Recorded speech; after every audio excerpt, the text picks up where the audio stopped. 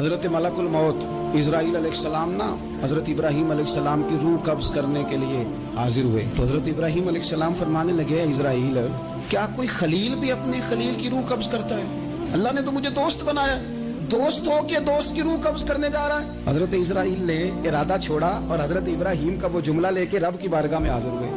عرض کی مالک جناب ابراہیم علیہ السلام نے فرمایا ہے کہ اللہ کی بارگاہ میں عرض کرو کہ مالک کیا کوئی خلیل بھی اپنے خلیل کی روح قبض کرتا ہے؟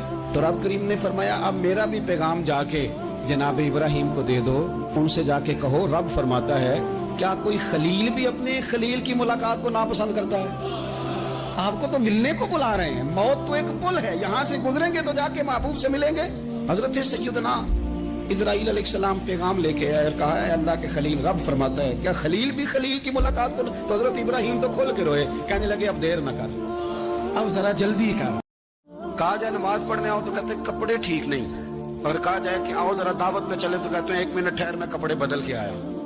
نماز کے لیے کہا تو کہتے ٹھیک نہیں، دعوت کے لیے کہا تو کہتے میں ذرا تیاری کر لوں، یوں جانا مناسب نہیں۔ رب تو فرماتا ہے کہ جب تم مسجد میں آئے تو زینت اختیار کر کے آ، خوب ذوق سے دعا مانگے، خوب شوق سے نماز پڑھے، خوب استغفار کا مزاج بنائے۔ آپ لوگوں کے بیچ رہ کے سکھ حاصل کرنا چاہتے ہیں، لیکن آپ کو پتہ ہے کئی مہینے غار حرا میں رہنا بھی مدینے والے محبوب کا طریقہ ہے۔ ہر سال اعتکاف بیٹھنا الگ سے، یہ بھی حضور کا طریقہ ہے۔